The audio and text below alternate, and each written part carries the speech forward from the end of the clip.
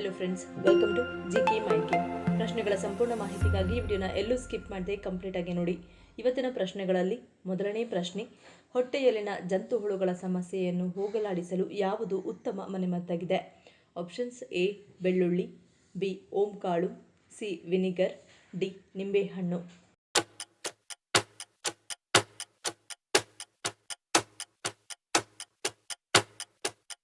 ಸರಿಯಾದ ಉತ್ತರ option A ಮತ್ತು ಬಿ.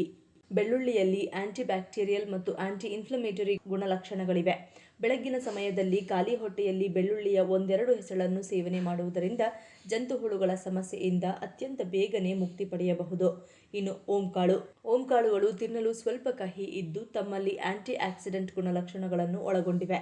ಜಂತು ಹುಳುಗಳಿಗೆ ಓಂಕಾಳುಗಳ ಕಹಿ ರಸವನ್ನು ತೆಗೆದುಕೊಳ್ಳಲು ಆಗುವುದಿಲ್ಲ. ಹಾಗಾಗಿ ಓಂಕಾಳುಗಳ ಸೇವನೆ ಮಾಡಿದ ಕೆಲವೇ ಕ್ಷಣಗಳಲ್ಲಿ ಜಂತು ಹುಳುಗಳ ನಾಶವಾಗುತ್ತದೆ. ವಿಪರೀತ ಹೊಟ್ಟೆ ನೋವಿನಿಂದ ಬಳಲುತ್ತಿರುವವರು ಕೂಡ ಓಂಕಾಳುಗಳ ಸೇವನೆ ಮಾಡಿ ಹೊಟ್ಟೆ ನೋವಿನಿಂದ ಮುಕ್ತಿಯನ್ನು ಪಡೆಯಬಹುದು. ಎರಡನೇ ಪ್ರಶ್ನೆ, ಕಿವಿ ಹಣ್ಣು ಮತ್ತು ಪಪ್ಪಾಯಿ ಇವೆರಡರಲ್ಲಿ ನಮ್ಮ ದೇಹದಲ್ಲಿನ ಪ್ಲೇಟ್ಲೆಟ್ಗಳನ್ನು ವೇಗವಾಗಿ ಹೆಚ್ಚಿಸುವ ಗುಣ ಯಾವುದಕ್ಕಿದೆ? ಆಪ್ಷನ್ಸ್: ಎ ಕಿವಿ ಹಣ್ಣು, ಬಿ ಪಪ್ಪಾಯಿ, ಸಿ ಎ ಮತ್ತು ಬಿ, ಡಿ ಎ ಅಥವಾ ಬಿ.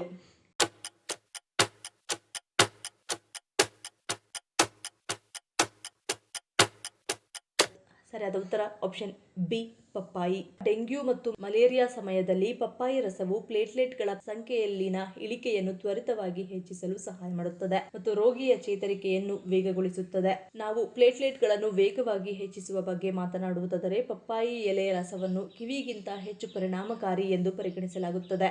ಇದು ಪ್ಲೇಟ್ಲೆಟ್ಗಳ ರಚನೆಯನ್ನು ವೇಗಗೊಳಿಸುತ್ತದೆ ಮತ್ತು ಡೆಂಗ್ಯೂ, ಮಲೇರಿಯಾದಂತಹ ರೋಗಗಳಲ್ಲಿ ತಕ್ಷಣದ ಪರಿಣಾಮವನ್ನು ತೋರಿಸುತ್ತದೆ.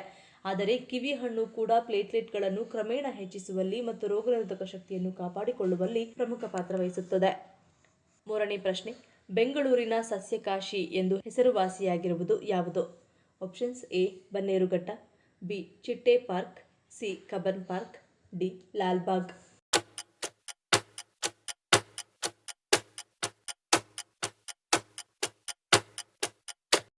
ಸರಿಯಾದ ಉತ್ತರ ಆಪ್ಷನ್ ಡಿ ಲಾಲ್ಬಾಗ್. ಬೆಂಗಳೂರಿನ ಸಸ್ಯಕಾಶಿ ಅಂತಲೇ ಹೆಸರುವಾಸಿಯಾಗಿರುವ ಲಾಲ್ಬಾಗ್ನ ಗಾಜಿನ ಮನೆಯಲ್ಲಿ ವರ್ಷದಲ್ಲಿ 2 ಬಾರಿ ಫಲಪುಷ್ಪ ಪ್ರದರ್ಶನವನ್ನು ಆಯೋಜನೆ ಮಾಡಲಾಗುತ್ತದೆ. ಗಣರಾಜ್ಯೋತ್ಸವ ಹಾಗೂ ಸ್ವಾತಂತ್ರ್ಯ ದಿನಾಚರಣೆ ಸಮಯದಲ್ಲಿ. ಈ ಬಾರಿ ಫಲಪುಷ್ಪ ಪ್ರದರ್ಶನ ವೀರರಾಣಿ ಕಿತ್ತೂರು ರಾಣಿ ಚೆನ್ನಮ್ಮ ಹಾಗೂ ಕ್ರಾಂತಿವೀರ ಸಂಗೊಳ್ಳಿ ರಾಯಣ್ಣ ಅವರ ಜೀವನಗಾಥೆಯ ಥೀಮ್ನಲ್ಲಿ ಆಯೋಜನೆ ಮಾಡಲಾಗಿದೆ. ಆಗಸ್ಟ್ 17ರವರೆಗೆ ಪ್ರತಿದಿನ ಬೆಳಗ್ಗೆ 9 ರಿಂದ ಸಂಜೆ 6 ಗಂಟೆಯವರೆಗೆ ವೀಕ್ಷಣೆಯ ಸಮಯವನ್ನು ನಿಗದಿಪಡಿಸಲಾಗಿದೆ. ನಾಲ್ಕನೇ ಪ್ರಶ್ನೆ, ಬಿಪಿಯನ್ನು ಪರೀಕ್ಷಿಸಲು ಸರಿಯಾದ ಸಮಯ ಯಾವುದು? ಆಪ್ಷನ್ಸ್: ಎ ಬೆಳಗ್ಗೆ, ಬಿ ರಾತ್ರಿ, ಸಿ ಮಧ್ಯಾಹ್ನ, ಡಿ ಸಂಜೆ.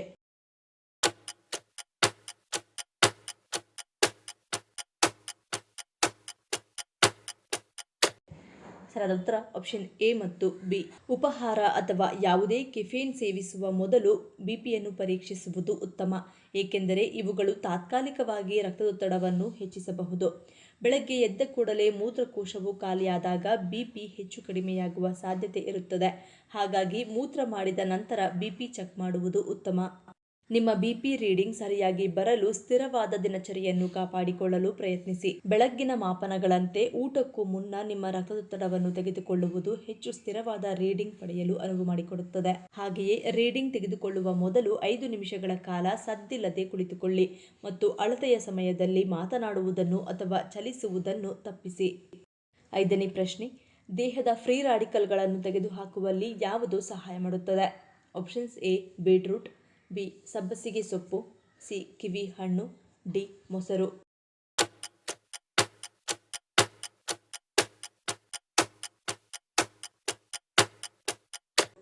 ಸರಿಯಾದ ಉತ್ತರ ಆಪ್ಷನ್ ಸಿ ಕಿವಿ ಹಣ್ಣು. ಕಿವಿ ಹಣ್ಣುಗಳು ವಿಟಮಿನ್ ಸಿ, ಆಂಟಿ ಆಕ್ಸಿಡೆಂಟ್ಗಳು ಮತ್ತು ಫೈಬರ್ನ ಉತ್ತಮ ಮೂಲವಾಗಿದೆ. ವಿಟಮಿನ್ ಸಿ, ಕೋಲಿನ್, ಲುಟೇನ್ ಮತ್ತು ಜಿಯಾಕ್ಸಾಂಥಿನ್ ಸೇರಿದಂತೆ ಆಂಟಿ ಆಕ್ಸಿಡೆಂಟ್ಗಳು ದೇಹದಿಂದ ಫ್ರೀ ರಾಡಿಕಲ್ಗಳನ್ನು ತೆಗೆದುಹಾಕಲು ಸಹಾಯ ಮಾಡುತ್ತವೆ. ಫ್ರೀ ರಾಡಿಕಲ್ಗಳು ದೇಹವು ಚಯಾಪಚಯ ಮತ್ತು ಇತರ ಪ್ರಕ್ರಿಯೆಗಳ ಸಮಯದಲ್ಲಿ ಉತ್ಪಾದಿಸುವ ಅಸ್ಥಿರ ಅಣುಗಳಾಗಿವೆ. ಕಿವಿ ವಿಟಮಿನ್ ಸಿಯಲ್ಲಿ ಸಮೃದ್ಧವಾಗಿರುವುದರಿಂದ ಇದು ರೋಗನಿರೋಧಕ ಶಕ್ತಿಯನ್ನು ಬಲಪಡಿಸುತ್ತದೆ. ಉತ್ಕರ್ಷಣ ನಿರೋಧಕಗಳು ದೇಹವನ್ನು ಸೋಂಕಿನಿಂದ ರಕ್ಷಿಸುತ್ತದೆ ಮತ್ತು ರಕ್ತ ಕಣಗಳನ್ನು ಸರಿಪಡಿಸಲು ಸಹಾಯ ಮಾಡುತ್ತದೆ. ಆರನೇ ಪ್ರಶ್ನೆ, ಭಾರತದ ಯಾವ ಪ್ರಸಿದ್ಧ ಹಣ್ಣು ಇಂಗ್ಲೆಂಡ್ನಲ್ಲಿ ಮೊದಲು ಹುಟ್ಟಿಕೊಂಡಿತು? ಆಪ್ಷನ್ಸ್ ಎ ಹಲಸಿನ ಹಣ್ಣು, ಬಿ ಮಾವಿನ ಹಣ್ಣು, ಸಿ ಪಚ್ಚಬಾಳೆ, ಡಿ ದಾಳಿಂಬೆ.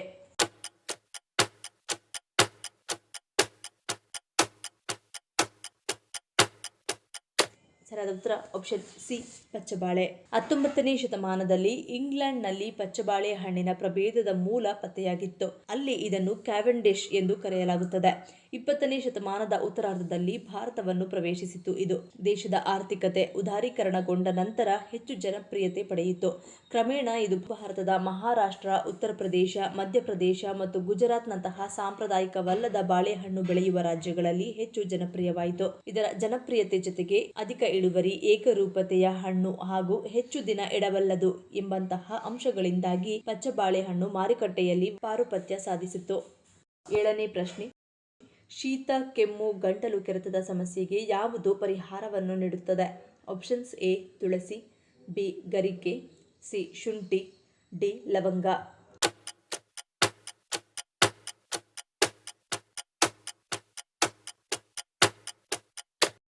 ಸರಿಯಾದ ಉತ್ತರ ಆಪ್ಷನ್ ಸಿ ಮತ್ತು ಡಿ. ಶೀತವನ್ನು ಗುಣಪಡಿಸಲು ಶುಂಠಿಯು ತುಂಬಾ ಪ್ರಯೋಜನಕಾರಿ ಎಂದು ಪರಿಗಣಿಸಲಾಗಿದೆ. ಶುಂಠಿಯಲ್ಲಿ ಉರಿಯೂತ ನಿವಾರಕ ಮತ್ತು ಉತ್ಕರ್ಷಣ ನಿರೋಧಕ ಗುಣಗಳು ಕಂಡುಬರುತ್ತವೆ. ಗಂಟಲು ನೋವು, ಕಫ, ಕೆಮ್ಮು ಗುಣಪಡಿಸಲು ಶುಂಠಿಯು ಪ್ರಯೋಜನಕಾರಿ ಎಂದು ಹೇಳಲಾಗುತ್ತದೆ.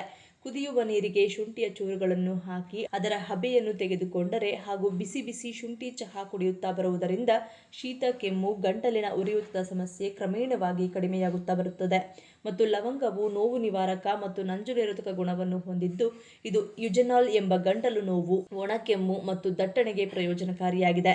ಇದು ಆಕ್ಸಿಡೇಟಿವ್ ಒತ್ತಡವನ್ನು ಕಡಿಮೆ ಮಾಡಲು ಸಹ ಸಹಾಯವಾಗಿದೆ. ಇದರಿಂದ ನಮ್ಮ ದೇಹದ ರೋಗನಿರೋಧಕ ಶಕ್ತಿ ಸೋಂಕಿನ ವಿರುದ್ಧ ಹೋರಾಡಬಹುದು. 8ನೇ ಪ್ರಶ್ನೆ, ಸಕ್ಕರೆ ಕಾಯಿಲೆ ಇರುವವರಿಗೆ ಅತ್ಯುತ್ತಮವಾದ ಆಹಾರ ಯಾವುದು? ಆಪ್ಷನ್ಸ್ ಎ ಬಾರ್ಲಿ, ಬಿ ನವಣೆ, ಸಿ ರಾಗಿ, ಡಿ ಜೋಳ.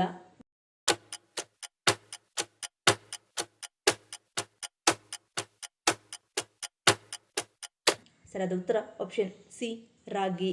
ರಾಗಿ ಕಡಿಮೆ ಗ್ಲೈಸೆಮಿಕ್ ಸೂಚಿಯನ್ನು ಹೊಂದಿರುತ್ತದೆ. ಅಂದರೆ ಇದು ಅನೇಕ ಸಂಸ್ಕರಿಸಿದ ಧಾನ್ಯಗಳಂತೆ ರಕ್ತದಲ್ಲಿನ ಸಕ್ಕರೆಯಲ್ಲಿ ತ್ವರಿತ ಏರಿಕೆ ಉಂಟು ಮಾಡುವುದಿಲ್ಲ. ನೀವು ಸ್ಥಿರ, ಸಮತೋಲಿತ ರೀತಿಯಲ್ಲಿ ತಿನ್ನಲು ಪ್ರಯತ್ನಿಸುತ್ತಿದ್ದರೆ ಈ ಧಾನ್ಯವು ನಿಮಗೆ ಸಹಾಯಕಾರಿಯಾಗಿದೆ. ಇದು ಜೀರ್ಣಕ್ರಿಯೆಯಿಂದ ಹಿಡಿದು ಶುಗರ್ ಕಂಟ್ರೋಲ್ನಲ್ಲಿಡಲು ಅತ್ಯುತ್ತಮವಾದ ಆಹಾರವಾಗಿದೆ. ರಾಗಿ ನೈಸರ್ಗಿಕವಾಗಿ ಫೈಬರ್ನಲ್ಲಿ ಅಧಿಕವಾಗಿರುತ್ತದೆ. ಅಂದರೆ ಇದು ನಿಧಾನವಾಗಿ ಜೀರ್ಣವಾಗುತ್ತದೆ. ಇದು ನಿಮಗೆ ಹೆಚ್ಚು ಹೊತ್ತು ಹೊಟ್ಟೆ ತುಂಬಿದ ಅನುಭವವನ್ನು ನೀಡುತ್ತದೆ ಮತ್ತು ಊಟದ ನಡುವೆ ತಿಂಡಿಗಳನ್ನು ತೆಗೆದುಕೊಳ್ಳುವುದನ್ನು ತಡೆಯುತ್ತದೆ. ಬೆಳಗ್ಗೆ ರಾಗಿ ರೊಟ್ಟಿ ತಿಂದರೆ ನಿಮ್ಮ ದಿನವು ಹಠಾತ್ ಶಕ್ತಿ ಕುಸಿತವಿಲ್ಲದೆ ಸ್ಥಿರ ಆರಂಭವನ್ನು ನೀಡುತ್ತದೆ. ಇದನ್ನು ತಿನ್ನುವುದರಿಂದ ದೇಹದಲ್ಲಿ ಶಕ್ತಿಯು ದೀರ್ಘಕಾಲ ಉಳಿಯುತ್ತದೆ ಮತ್ತು ಸೋಮಾರಿತನ ಮತ್ತು ಆಯಾಸವನ್ನು ಸಹ ತೆಗೆದುಹಾಕುತ್ತದೆ. ನಿಮ್ಮ ಮೂಳೆಗಳು ಬಲಗೊಳ್ಳುತ್ತವೆ ಮತ್ತು ಕೀಲು ಮತ್ತು ಬೆನ್ನು ನೋವಿನಿಂದ ಪರಿಹಾರವನ್ನು ನೀಡುತ್ತವೆ. ರಾಗಿ ಹಿಟ್ಟು ಮಲಬದ್ಧತೆ, ಅಸಿಡಿಟಿ ಮತ್ತು ಗ್ಯಾಸ್ ಸಮಸ್ಯೆಯಿಂದಲೂ ಪರಿಹಾರವನ್ನು ನೀಡುತ್ತದೆ. 9ನೇ ಪ್ರಶ್ನೆ, ವಿಶ್ವದ ಮೊದಲ ಕಾರು ಅಪಘಾತ ಯಾವ ದೇಶದಲ್ಲಿ ಸಂಭವಿಸಿತು?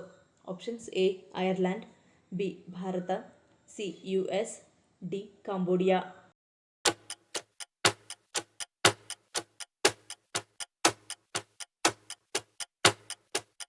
ಸರಿಯಾದ ಉತ್ತರ ಆಪ್ಷನ್ ಸಿ US. ಒಂದು ವೇಳೆ ಐರ್ಲೆಂಡ್ನಲ್ಲಿ 1869ರಲ್ಲಿ ಸಂಭವಿಸಿದ ಅಪಘಾತವನ್ನು ರಸ್ತೆ ಅಪಘಾತ ಎಂದು ಕರೆಯದಿದ್ದರೆ ವಾಹನ ಡಿಕ್ಕಿಯ ಘಟನೆಯು 1891ರಲ್ಲಿ ಓಹಿಯೋ ನಗರದಲ್ಲಿ ಮೊದಲ ಬಾರಿಗೆ ಸಂಭವಿಸಿತು. ಇದು ಓಹಿಯೋ ಇತಿಹಾಸದಲ್ಲಿ ವಿಶ್ವದ ಮೊದಲ ಆಟೋಮೊಬೈಲ್ ಅಪಘಾತ ಎಂಬ ಶೀರ್ಷಿಕೆಯೊಂದಿಗೆ ದಾಖಲಾಗಿದೆ. ದೇಹದಲ್ಲಿ ಕೊಲೆಸ್ಟ್ರಾಲ್ ಹೆಚ್ಚಾದರೆ ಯಾವ ಭಾಗದಲ್ಲಿ ನೋವು ಕಾಣಿಸಿಕೊಳ್ಳುತ್ತದೆ? ಆಪ್ಷನ್ಸ್ ಎ ಎದೆ, ಬಿ ತೋಳು, ಸಿ ಸೊಂಟ, ಡಿ ಕೆಳಬೆನ್ನು.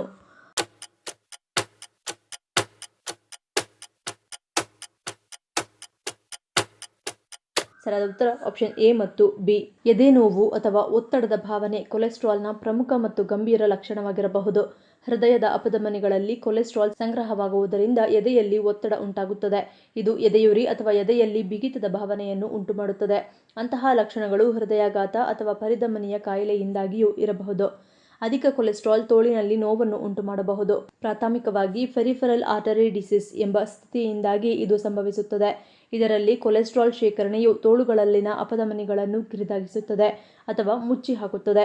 ರಕ್ತದ ಹರಿವನ್ನು ಕಡಿಮೆ ಮಾಡುತ್ತದೆ ಮತ್ತು ವಿಶೇಷವಾಗಿ ಚಟುವಟಿಕೆಯ ಸಮಯದಲ್ಲಿ ನೋವನ್ನು ಉಂಟು ಮಾಡುತ್ತದೆ. ಈ ಪ್ರಶ್ನೆಗಳಲ್ಲಿ ನೀವು ಎಷ್ಟು ಪ್ರಶ್ನೆಗಳಿಗೆ ಸರಿ ಉತ್ತರವನ್ನು ಕೊಟ್ಟರೆ ಅನ್ನೋದನ್ನು ಕಮೆಂಟ್ ಮಾಡಿ ತಿಳಿಸಿ. ಈ ವಿಡಿಯೋ ನಿಮ್ಗೆ ಇಷ್ಟ ಆಗಿದ್ರೆ ಮರಿದೇ ಲೈಕ್ ಮಾಡಿ, ಶೇರ್ ಮಾಡಿ, ಸಬ್ಸ್ಕ್ರೈಬ್ ಮಾಡಿ. ನನ್ನ ಚಾನಲ್ನ ಇನ್ನೂ ಸಬ್ಸ್ಕ್ರೈಬ್ ಮಾಡಿದೆ ಹಾಗೆ ವಿಡಿಯೋಸ್ ನೋಡ್ತಿದ್ರೆ ಪ್ಲೀಸ್ ಸಬ್ಸ್ಕ್ರೈಬ್ ಮಾಡಿ, ಸಪೋರ್ಟ್ ಮಾಡಿ. ಮತ್ತೊಂದು ಇಂಟ್ರೆಸ್ಟಿಂಗ್ ವಿಡಿಯೋನಿಗೆ ಸಿಗ್ತೀನಿ. Until love you all, take care.